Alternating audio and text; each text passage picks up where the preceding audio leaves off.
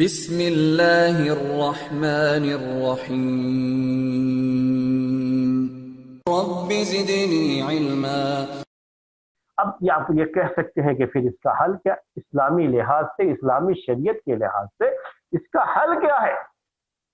کیسے کیا جائے کہ یہ لوگ لڑیں نہیں؟ تقسیم کرنے کی کوئی ضرورت نہیں ہے، اس کا بہت آسان حل ہے میرے بھائیوں۔ آسان حل یہی ہے جو یہ درس آپ کے سامنے پیش کیا جا رہا ہے۔ ہم کوشش یہ کریں کہ لوگوں کو میراث کے احکام سکھائیں،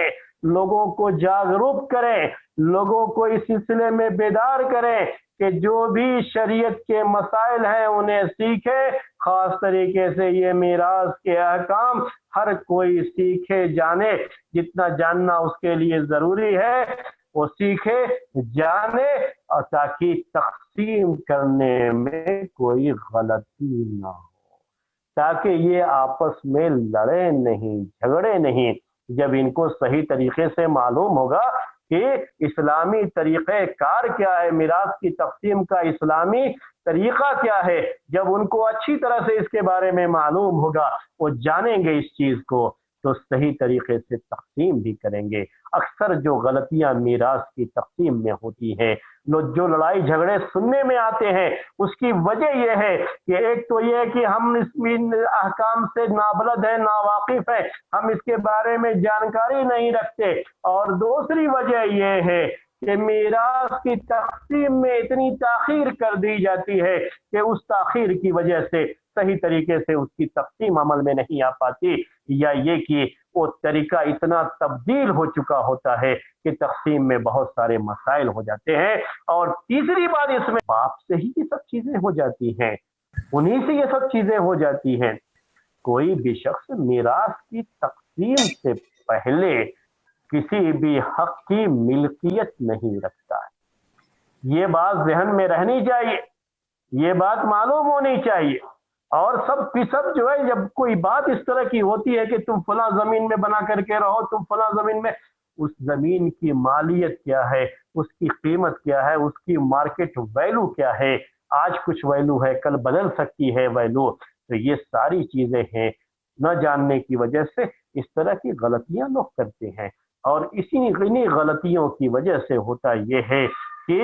بعد میں تقسیم کرنے میں لوگوں کے جھگڑے بھی ہوتے ہیں، اختلاف بھی ہوتا ہے، اور کہیں یہ ذہن بھی ہے کہ بھائی لوگ بہنوں کو دینا نہیں چاہتے، تو اس کی وجہ سے بھی اس طرح کی چیزیں پیدا ہوتی ہیں، اختلافات کی یہ جو ہے صورتیں پیدا ہوتی ہیں۔ ہوتا اس کی اختلاف کی وجہ یہ بھی ہوتی ہے کہ آدمی کسی خاص جگہ پہ قبضہ کر کے بیٹھا ہوا ہے، وہ ہٹ ہی نہیں رہا ہے، نہیں میں یہی لوں گا، میں یہی لوں گا، کیونکہ اس کو معلوم نہیں ہے کہ میراث کی تقسیم کا صحیح طریقہ کیا۔ میں اگر آپ کو یہ بتاؤں کہ آج ہمارے جو بھائی مختلف مدرسوں سے پڑھ کر کے نکل رہے ہیں، جو یہ تو سیکھ جاتے ہیں کہ کس کو کتنا حصہ ملے گا، لیکن صحیح طریقے سے میراث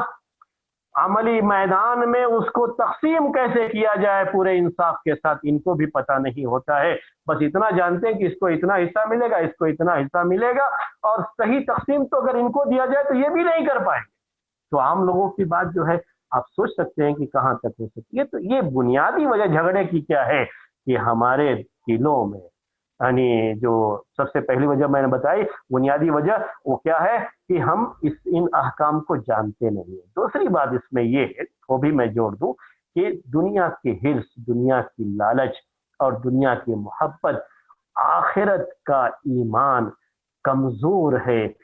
دنیا کی محبت زیادہ ہے، اس کی وجہ سے آدمی یہ پرواہ نہیں کر پاتا ہے کہ آج اگر میں غلط طریقے سے تھوڑا سا بھی اپنی باپ کی جائیداد میں حاصل کر بھی لوں تو کل قیامت کے دن کتنی بڑی سزا ہے اس کی، کتنا بڑا عذاب ہے، یہ سب تصور پورے طریقے سے ذہنوں میں نہیں رہتا ہے۔ ایمان میں کہیں نہ کہیں میرے بھائیوں کمزوری ہوتی ہے۔ اس کمزوری کی ایک وجہ یہ ہے کہ یہ باہمی اختلاف ہوتا ہے۔